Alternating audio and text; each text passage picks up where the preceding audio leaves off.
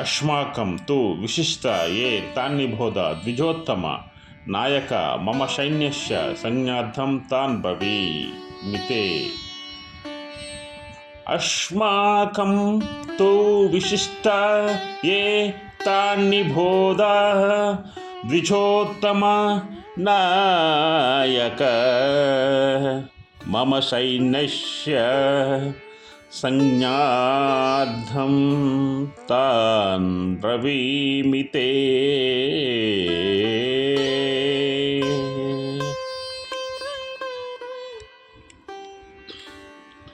ఓ యుద్ధవీర, రెండు చేతులతో బాణాలు వేయగల మహా యుద్ధవీర, అయ్యా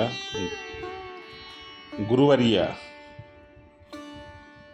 ఇంకా మన సైన్యంలో ప్రముఖులు సేనానాయకులు ఎవరు కలరో వారలను జ్ఞాపకం కొరకు మీకు చెప్తున్నాను. ఇక్కడ వాక్యం ఏంటంటే ప్రతిపక్ష వీరుల గురించి ద్రోణాచార్యుల వాళ్ళ దగ్గర దుర్యోధనుడు చెప్పడం జరిగింది. అదేవిధంగా దాన్ని ఎందుకు చెప్పాడంటే వాళ్ళ యొక్క యుద్ధ వీరులు ఎంత గొప్పవాళ్ళు, వాళ్ళని ఎలా ఎదుర్కోవాలనేది ఆయనకి యొక్క ఆలోచన కొరకు ఆయన చెప్పడం జరిగింది.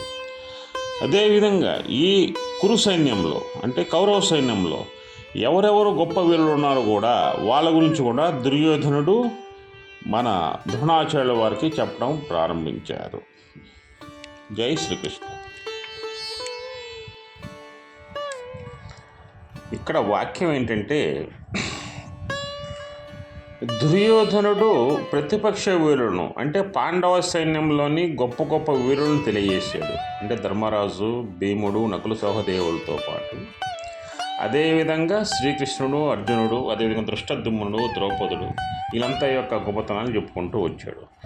అయితే ఇంత వారి యొక్క గొప్పతనాలను చెప్పడం వల్ల స్వపక్షం అంటే ఈ కౌరవపక్షం వీళ్ళు అదేవిధంగా ఈ వీరత్వాన్ని నాయకత్వం వహిస్తున్నటువంటి ద్రోణాచార్యులు అధైర్యపడే అవకాశం ఉంది.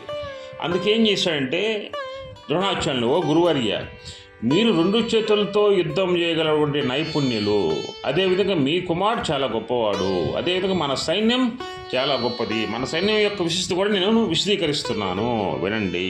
ఎందుకంటే ఇక్కడ శత్రువుల యొక్క వీరులను ఎందుకు పొగిడాను అంటే వాళ్ళ యొక్క సైన్యం ఎంత ఉంది, వాళ్ళు ఏ విధంగా మనతో యుద్ధం చేస్తారు, వాళ్ళు మనం ఓడించాలంటే ఏం చేయాలి, ఏ విధంగా ప్లాన్ చేస్తే మనం పాండవ సైన్యాన్ని ఓడించగలము అనే విషయం మీద శత్రు సైన్యాన్ని నేను బాగా మీకు ఎక్స్ప్లెనేషన్ ఇవ్వడం జరిగింది. అదేవిధంగా ఇప్పుడు మన యొక్క సైన్యం యొక్క గొప్పతనాలను, మీ యొక్క గొప్పతనాన్ని ఇప్పుడు నేను వివరిస్తాను. జై శ్రీకృష్ణ, జై శ్రీకృష్ణ, జై శ్రీకృష్ణ.